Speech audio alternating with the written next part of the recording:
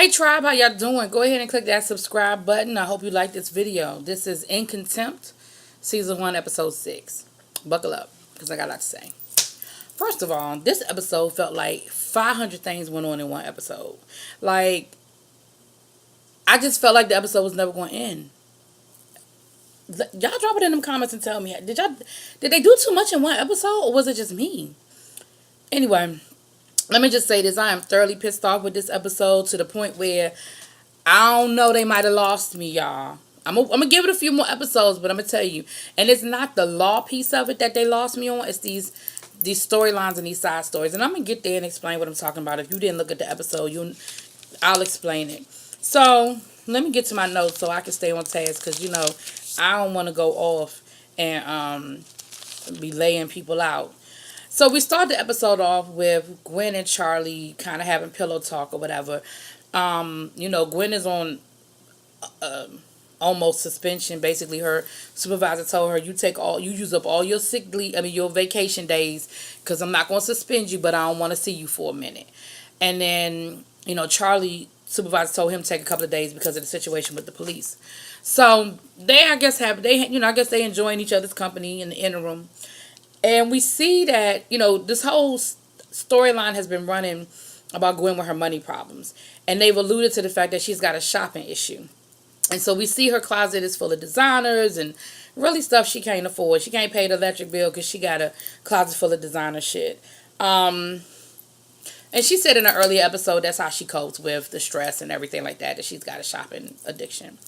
So while they're sitting there, her phone rings, and come to find out the Judge Blackburn, the one that she got recused from the case, the one that doesn't like her, specifically asked for her in her courtroom for a situation.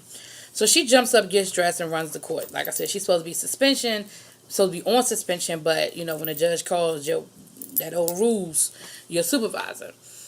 So she gets there, come to find out that the judge wants her to represent a guy who lied about having a felony and was in the jury room. And the judge was upset because the judge had to declare a mistrial and wants to make an example out of him. At the end of the day, she didn't have to declare a mistrial. What Gwen was saying was that she could have just brought in the alternate and kicked him off the jury. But you mad because the guy was in the jury room basically arguing against the rest of the group. He was saying whatever the case was, I guess it was a nonviolent offense, and he was saying that he don't think people should go to jail if they didn't hit anybody, if they weren't being violent. If it was a nonviolent offense. God darn, that took a long time to get out. So the judge is really pissed off, I think, because of his opinion. And in her mind, she said, he lied about getting on my jury. You can't serve on a jury if you have a felony. No, they said if you've been to jail. And he was like, I've never been to jail. But come to find out, he had a bunch of weed. He was carrying weight of marijuana, of weed, but it was weight. And he pled, and in his mind, he didn't go to jail. He didn't think it was a felony. So when they asked him, have you ever been convicted of a felony, he said no. He didn't think he had. Then come to find out, you pled to a felony. They worked it out that you didn't have to do no jail time. Which, unfortunately, that happens to a lot of people, that they plead and they don't know what they're pleading to. I see it. I know it's going to sound crazy, but I look at a lot of like Judge Judy and stuff, and these people, they don't know what they say. Well, I took the plea. Well, I wasn't guilty because I took and Judge Judy's like, well, if you took the plea, you pled to something, like you're guilty. You might not have pled to what they charged you with, but you pled down. And the fact that this man, and he really sincerely didn't know. He thought he was good. Well, come to find out, basically, she wants to use this man as an example, and she wants to use Gwen because it's well known around the courthouse that she don't like Gwen. So it's to show how unbiased she really is, because she's trying to get him, quote unquote, she said a loud defense. And the judge was like, that wasn't a compliment, And of course, Gwen, she's a dog with a bone. Now she on it to prove that this man didn't do anything in malice, and that the judge is, just being ridiculous and overstepping and overreaching. Because she wants to charge him with contempt and charge him with perjury. And Gwen is like, well, basically you're charging him twice for the same thing that he did. And she gets the DA on board. Gwen gets the DA to kind of go along with not pushing the I want to say the contempt charge. One of the charges, Gwen was like, we'll argue. The other charge, she got the DA to kind of push it back, to stall a little bit to try to buy her some time. So in the interim, Bennett is back. Bennett had gone away for a couple of days. He's doing research for his book. And he had gone to shadow some prosecutors for a while. So now he's back, and he's, back shadowing them. And Bennett is like, Gwen, of course, she comes up with one of her bright ideas. And she was like, the one thing that judges don't like, they don't like to be turned over on appeal, and they don't like to be on the front page. And she was like, but a judge has never been on the front page for being too hard on crime. But then you see the light bulb go off, and she's like, well, if I could get a story about how basically the judge is punishing this man for doing his civic duty. Because in Gwen's mind, that's what she's twisted it around. He's being punished for showing up for jury duty when most of us try to get out of jury duty. And so Bennett agrees to write a story. So they show up in court. Bennett is in the gallery, and the judge is like, whoa, whoa, whoa, whoa, whoa, what are you doing? And he's like, oh, I'm doing a story. I'm working on a story about this case. And you see the judge kind of thinking and hesitating and thinking, and the judge is like, hold on, let's reconvene. Let's take a break. Let's reconvene or whatever in a couple of days. And she's showing that she's going to be a little bit lenient. And Gwen thinks that she won. She thinks that it did the trick, that the judge realizes that it might get out that she's being a little ridiculous, and she's going to kind of bring it down a little bit. So let's pause that right there. The rookie. Let's talk about the rookie. This poor rookie, she's trying, y'all. She has a case, and this is one of those being poor fuck you up situations. She has a client who, y'all know, let's real talk for a minute. The thing now with credit is you have a debt, and then the person you owe that debt to sells it to another credit agency. And every time they sell it, stuff's supposed to fall off your credit report every 7 to 10 years, right? But every time they sell that debt, it starts the process over. So that's the trick that collection agencies are playing nowadays to keep your debt fresh. So if you have a credit card from college like I had, it's gone now, but at one time I had that credit card from college. Every time that account got sold to a different credit agency, it started the process over. So that credit card from 20 years ago was constantly being refreshed on my credit report until I finally got it taken off a few years back, before I bought my house. I got it taken off when I cleaned up my credit. But so the rookie has a case of a situation like that with this woman who credit card, they keep selling the credit card, and they sold it to one of those real aggressive credit agencies. I'm not going to speak for none of y'all's situation, but I'm going to speak for mine. I've had that happen where you got credit people calling you, and they're very aggressive. They call all hours of the day and night. They don't follow the rules, because that's the other thing. There are laws to this credit thing. And when probably the most informative job I ever had was that I worked at a credit agency. I worked for Nations Bank. It's now Bank of America, straight out of college. And I worked in their collections agency. And I had to go through 2 weeks of training on all of the laws of what credit agencies can and can't do. They can't call you before a certain time. They can't call you after a certain time. They can't call you more than a certain amount of times per day. Like, those are the laws. But a lot of people, because they don't know the law, people get away with it. And so this particular lady, that's what she had. She had one of those. She said the people were calling her day and night, hassling her, calling her all the time. And so she finally made a payment arrangement with them, and the check bounced. So now they were pressing charges against her for fraud. Come to find out, the lady had done some check kiting 15 years ago with an ex-boyfriend that got her caught up in some shit. And so now the DA is not really trying to play ball with her, trying to really make an example. So something that really should just be like a couple of days of community service, he's trying to put her in jail for 30 days. So the rookie is like, I know that's not right, but they think that I'm green, I'm stupid, and they won't play ball with me. Like, I need somebody to kind of help me out with this. Well, she's paired up with Tracy. Y'all know Tracy already don't really fuck with her.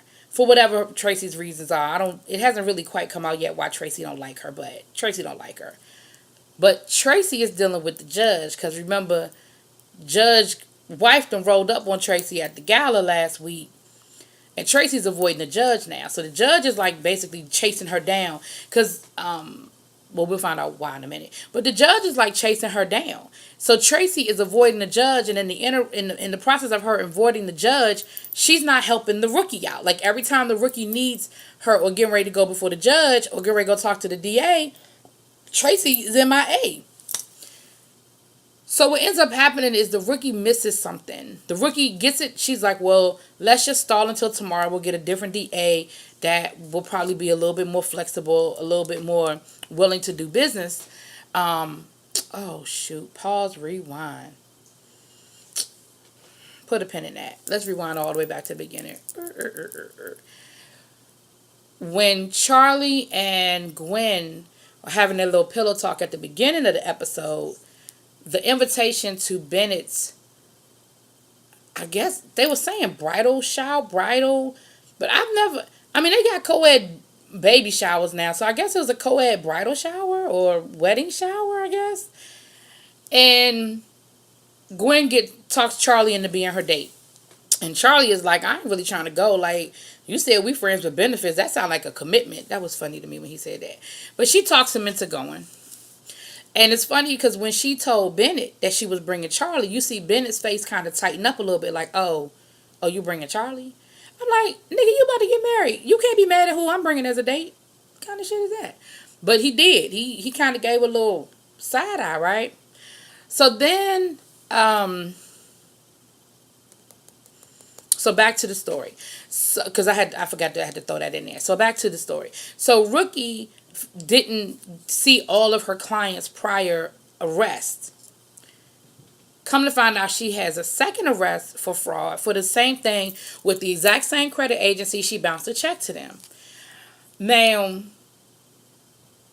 that's why the DA is really not trying to do business with them. The DA is like, 3 strikes you're out. That's a felony. Like, you could get, you could really go to jail for 3 years. 30 days is pretty good.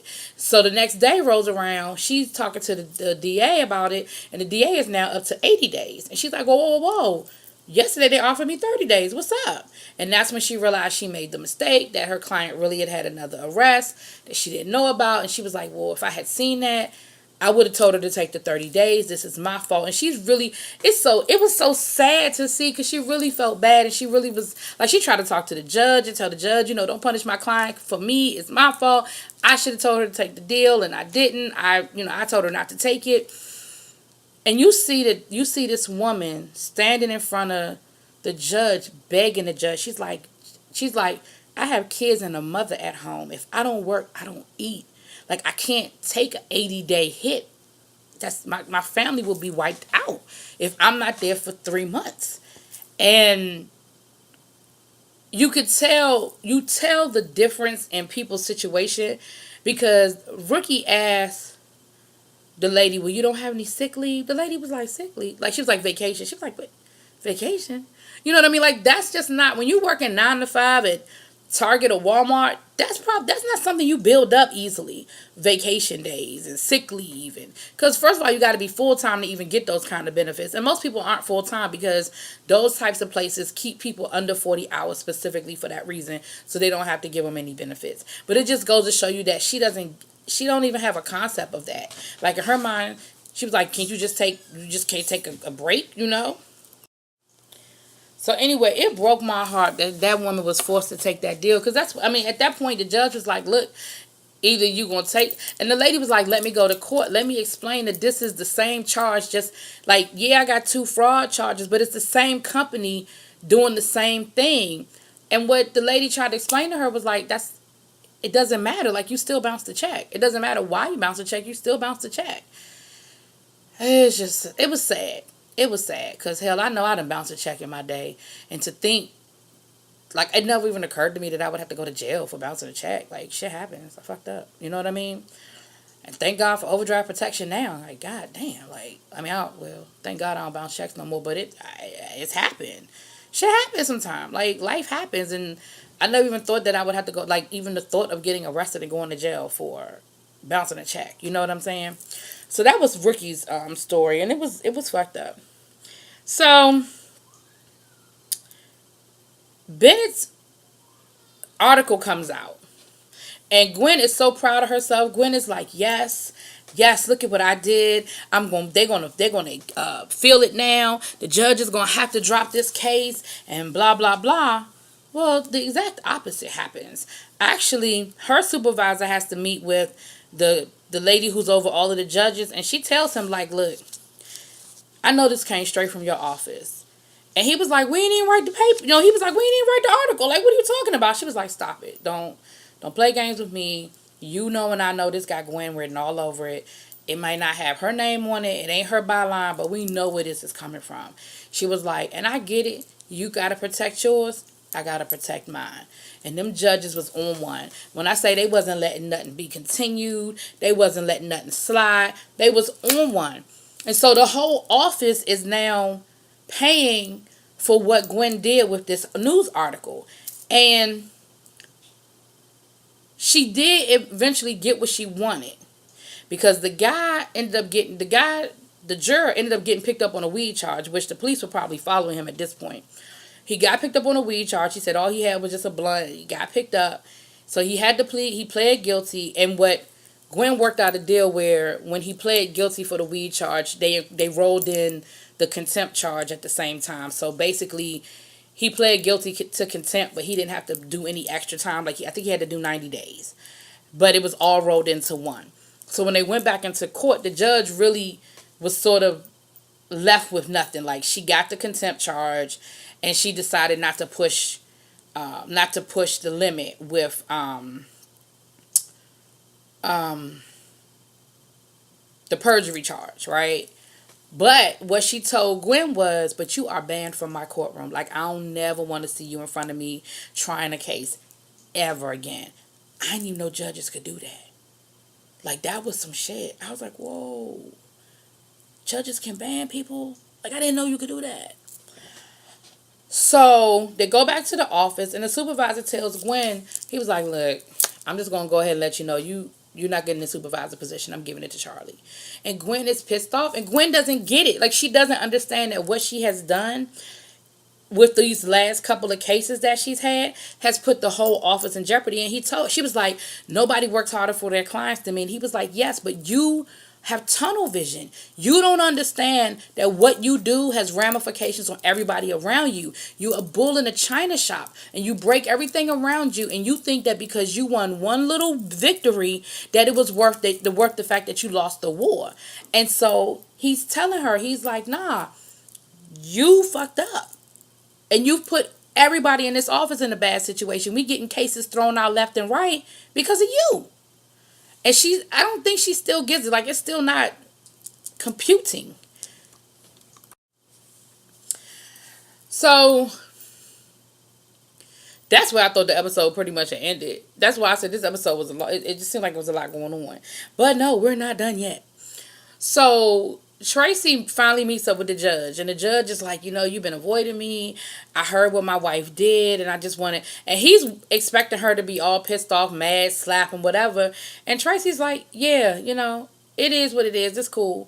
And he was like, but I'm cheating. He was like, but you're not mad I'm cheating on my wife? She was like, nah, but if you have a problem with it, maybe you should stop cheating on her. Like, she's playing it real cool, which I can respect, because if she knew what the deal was, you can't be mad about it now. If you walked into that knowing you was messing with a married man, then you can't be mad that the shit came out, because you took that risk when you went in. So Tracy, I ain't mad at you. You took your shit. You was like, whatever it is, what it is. She was like, I ain't tripping off of that. Like, it is what it is.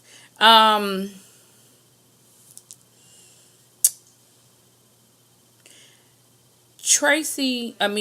takes Rookie out after the bad day she had. Gwen takes her out, and they actually have a really good talk. She takes her to the gym to fight. She likes to box. And they actually had a really good conversation, and Rookie was like, I'm not used to this. She's like, I'm just not used to being around as many black people. Well, she said African American.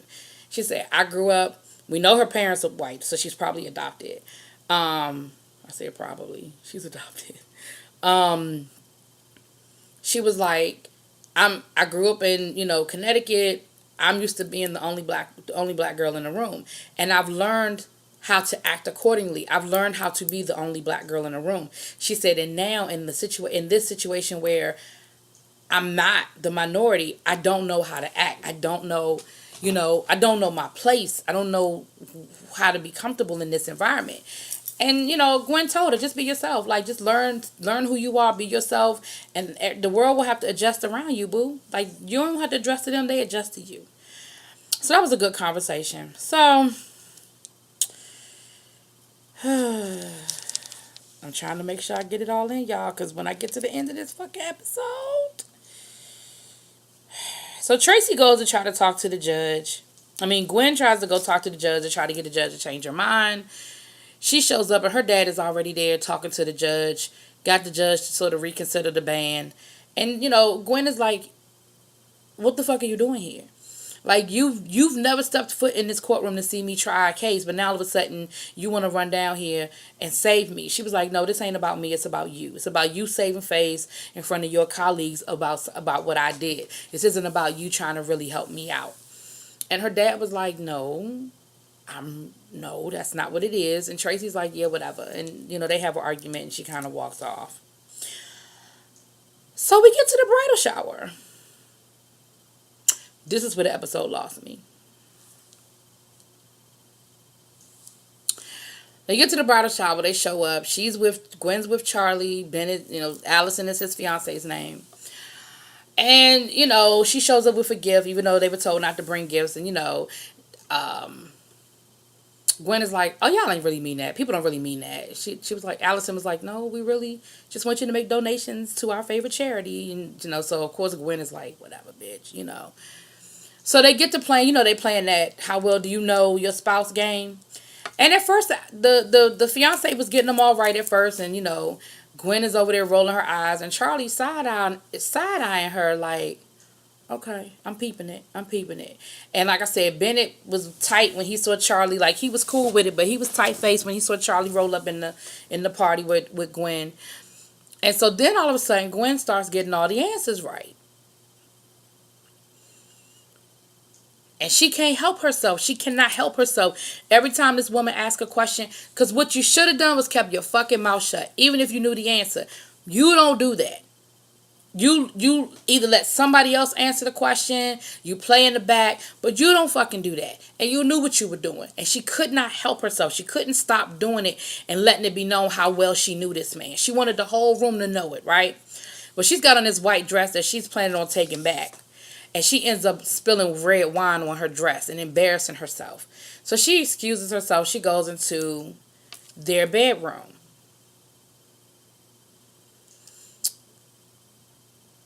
She walks up in the bedroom and she sees a gift bag. And in the gift bag is some lingerie. She puts the lingerie on. Bitch, what? What the fuck? What? She puts the lingerie on and she's in the bathroom washing out her dress. Now, anyway, she's washing out the dress. Bennett walks in and sees her in the lingerie. And she's like, I'm sorry, I just wanted to wash out my dress. He was like, we got a guest bathroom. And she was like, yeah, I know, but and then she was like, why doesn't she know that about you? I know all those things about you. Why doesn't she know all those things about you? And then he leans in and he kisses her. And they keep kissing. And I'm sitting there and I'm like, oh, this is a dream sequence. Like, when she picked up the lingerie, she's imagining that she put the lingerie on and that Bennett had rolled in on her while she was washing out her dress. Like, this isn't really happening. In my mind, that's what I'm thinking, right? Because that is some trifling shit beyond trifling. That y'all are in his bedroom during his fucking wedding shower, bridal shower, whatever the fuck it's called, kissing another woman in his wife's lingerie, or soon to be wife's lingerie. Like, that is some beyond trifling shit that I can't even wrap my brain around, right? And that is so not who I thought these characters were. Like, I would have expected that from Tracy. But that is not who these people have been portrayed to be to me. Like, I just can't. So no, They end up having sex right there in the bathroom with the door open. And then the next thing we see is Gwen in the car with Charlie. And of course, Charlie is like, so what happened to you? Where'd you go? And he ends up figuring out that her and Bennett had sex. And he was like, you gotta be kidding me. Y'all fucking had sex. And of course, now Gwen all in her feelings and got smart with him. Charlie get out the fucking cab and ends up calling another chick and makes a date. And Gwen sends Bennett a text and was like, okay, so this is going to be awkward now. What do we do? And she gets a response back from Allison. And Allison tells her the three of us need to talk. And that's how the episode ends. Y'all, I'm done with this shit. Because to me, that's just trifling. I can't. That's some nasty trifling shit. I can't wrap my brain around that one. Y'all drop it in the comments and let me know what y'all think. Am I overreacting? Is it too much?